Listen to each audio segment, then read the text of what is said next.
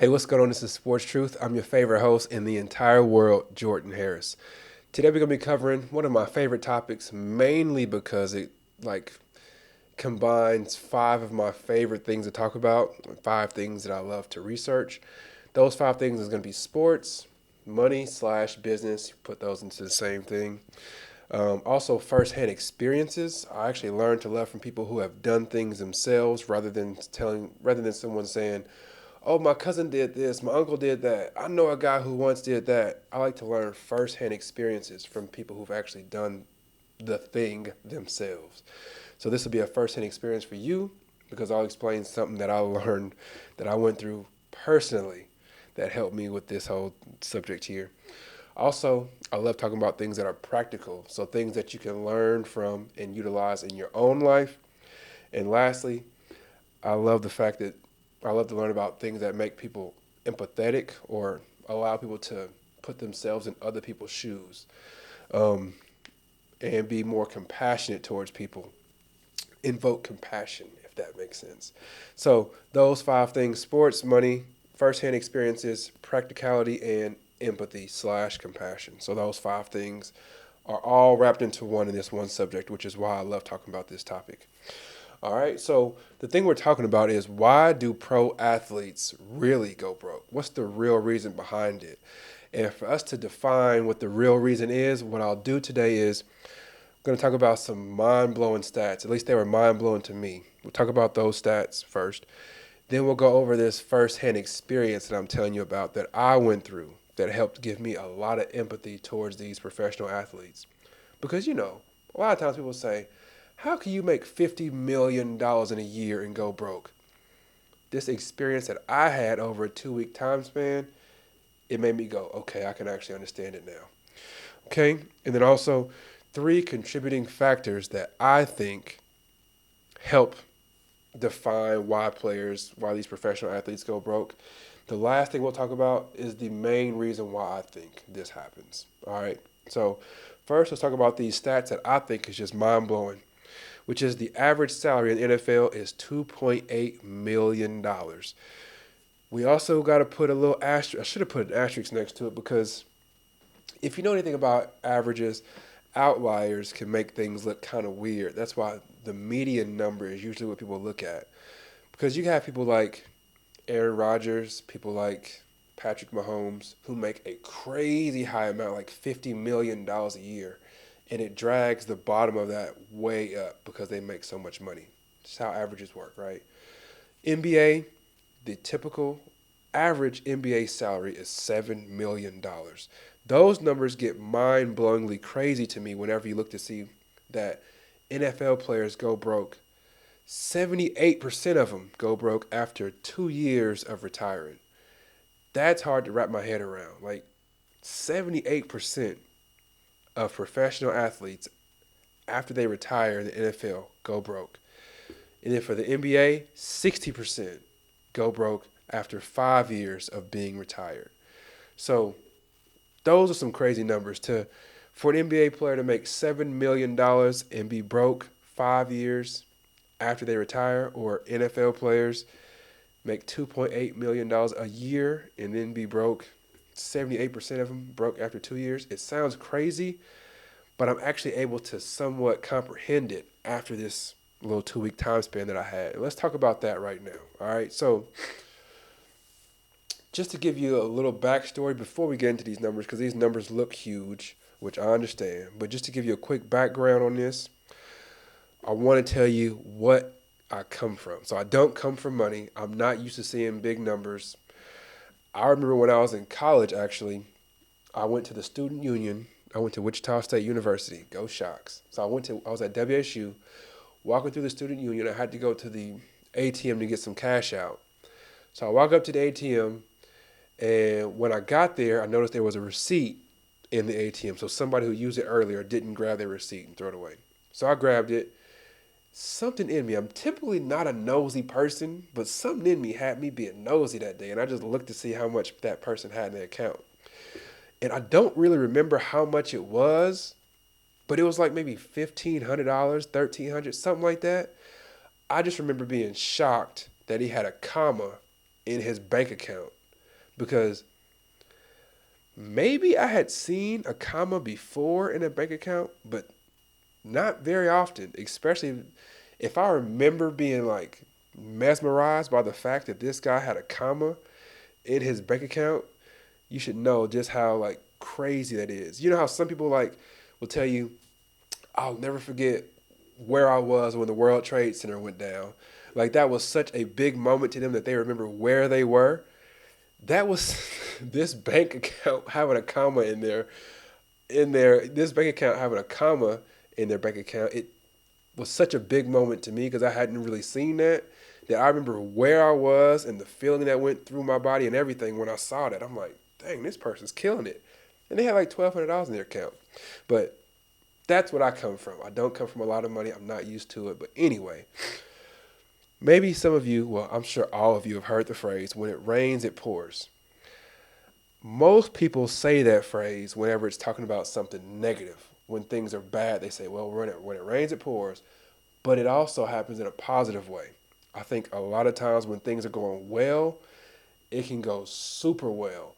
And that happened to me in our businesses towards the end of last season, or towards the end of last year and the beginning of this year. It seemed like whatever we did in our businesses, it went well. Everything was going right. When it was raining, it was pouring blessings all over the place. So this particular time, I counted the amount that we had in our bank accounts, and it was the most I had ever had before. It was $987,000. So this is 1 week, all right? So at the beginning of the week, I had $987,000. We were buying a new facility in a location close to where we live. We were buying a new facility for one of our businesses. We initially planned on putting just a down payment down of like, I don't know, I think it was 15%. Well, the bank couldn't get the loan done quick enough before we had to close, so we had to buy the whole property in cash, $330,000. So that $987,000 you see up there, it was sliced real quick into about a third, right? Then I also have payroll that I had to run that same week, $18,000 for one business, $20,000 for another business, $8,000 for the third business, $3,000 mortgage for one of our properties, one of our commercial properties that we own, and $4,700 in this brand new project that we had just started for our janitorial company, where we were cleaning this big, huge apartment complex. We were cleaning it post-construction job, and we had to pay $4,700 to our employees to clean this building, and we weren't getting paid on it. Actually, we still haven't gotten paid on it. And that was months ago. But anyway, so that's 1 week. So start off with $987,000. By the end of that week, we were down to $603,000. That's 1 week. And keep in mind, I'm one of those people, I don't spend much money. Hardly ever, actually. I don't really spend much. Every shirt that I have is like $10. I'm super low maintenance. My wife and I, we have a nice house and a nice car. Everything else is super low maintenance, right? All right, so the next week, we start off with $603,000. Now, to me, this is still a whole lot of money. Still doing all right. But we had property taxes that my accountant called out of nowhere, like, hey, you got to pay these property taxes real quick. And I'm like, well, how much is it? $27,000. I was like, okay. Wrote a check for that. Payroll again, you got to pay that every week. $18,000 for one business, $20,000 for another one, $8,000 for the third business, $4,700 for this project we're working on. So that left us with $525,000, right? So again, last week we started with $987,000. The following week we ended that week with $595,000. So we spent almost $500,000 in just 2 weeks. And this is somebody who's not used to spending much. So that was like, oh my gosh. When I looked at my account that at the end of that second week, I could not believe how much money we had spent that fast.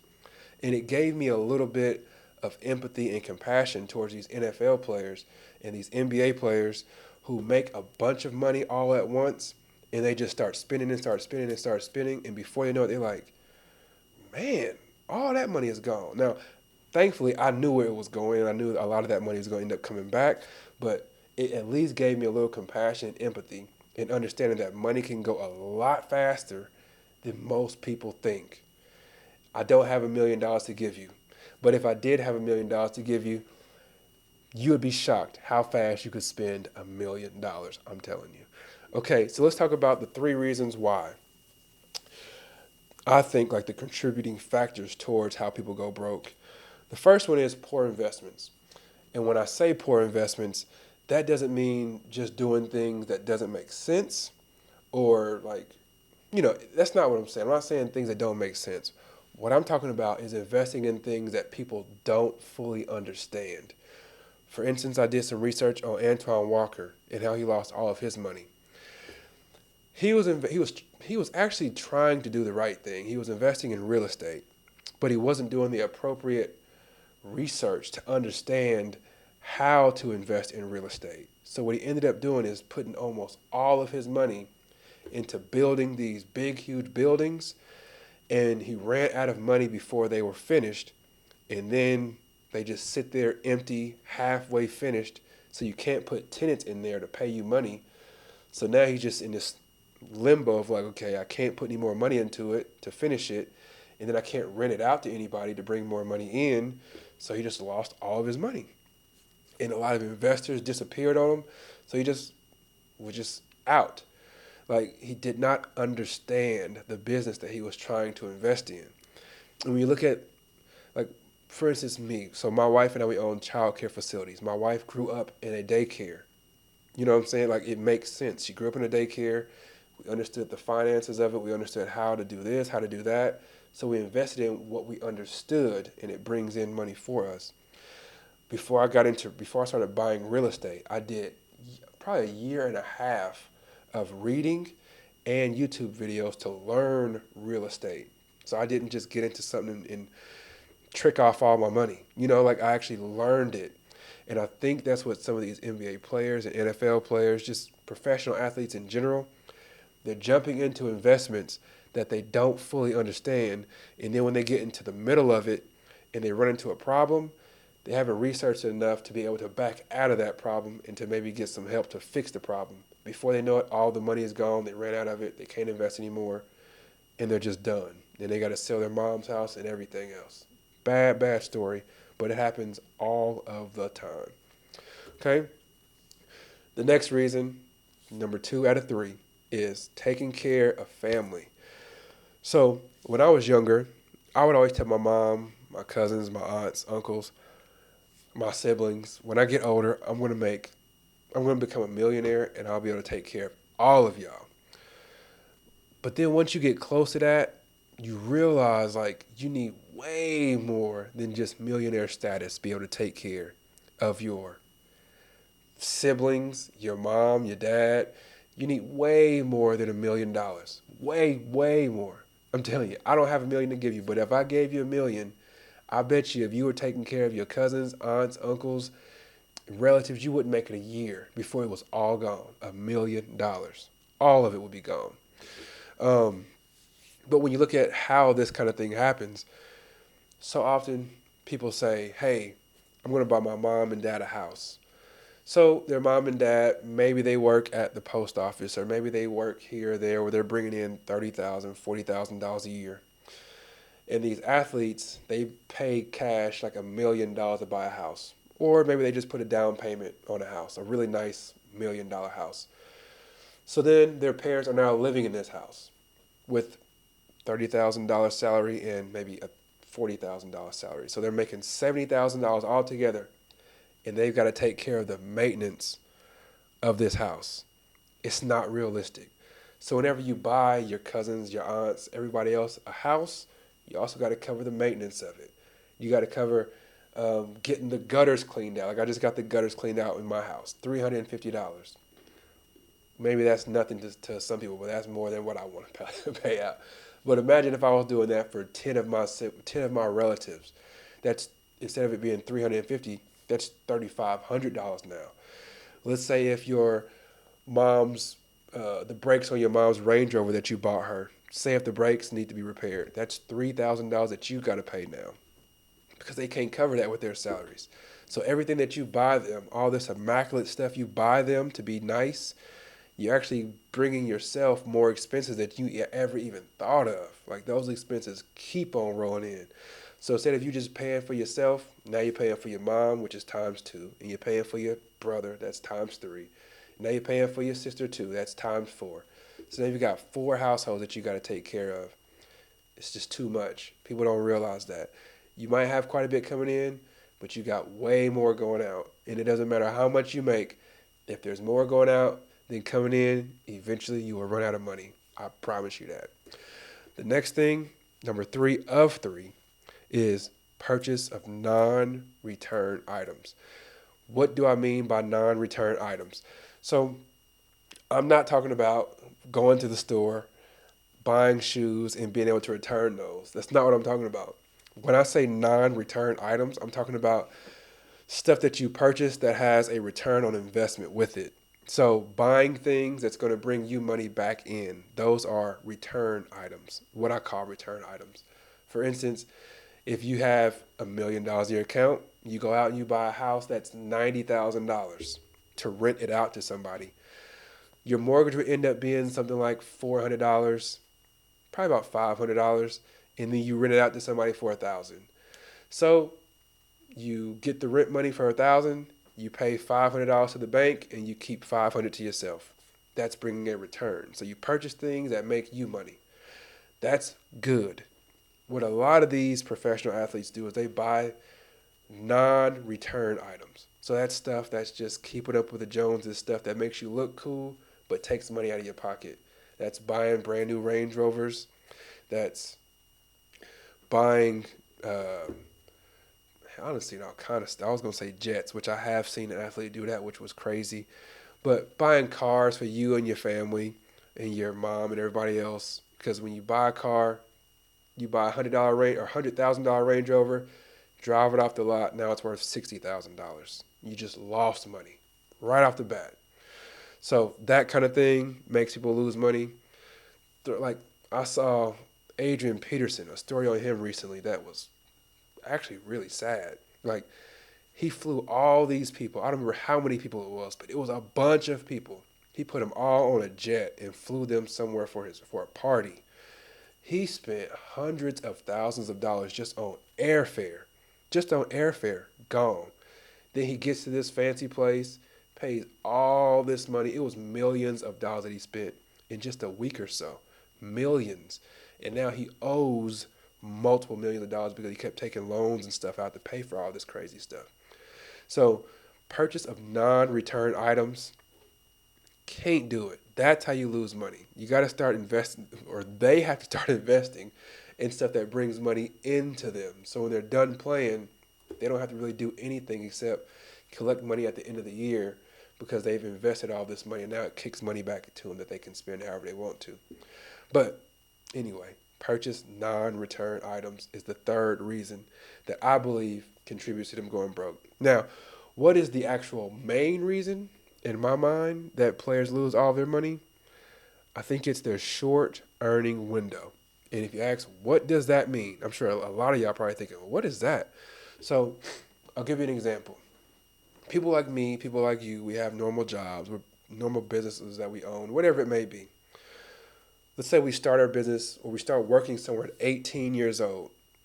We are allowed to work and get constant income from that job that we choose from the time we're 18 all the way until 65, 70, or if you're crazy, 75 or 80 years old.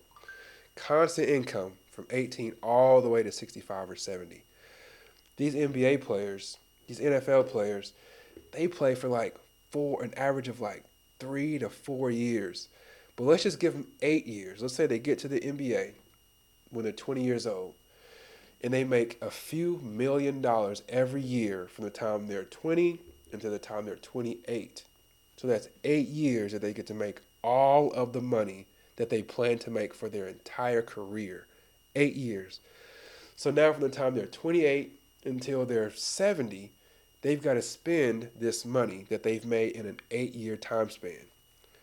It would go pretty quickly, wouldn't you think? Especially if you start to develop these spending habits that are equivalent to somebody who brings in $2 million every year. You start to spend like crazy because you're thinking, oh yeah, I get paid $2 million or $4 million every year. I can keep spending like this. And then the next year, oh yeah, I can keep spending like this. And then the next year, oh yeah, I can keep spending like this. And you're buying houses and yachts and everything else, nice fishing boats and all that crazy stuff. But then when you become 29 years old and that money is gone, what else do you do to bring in money?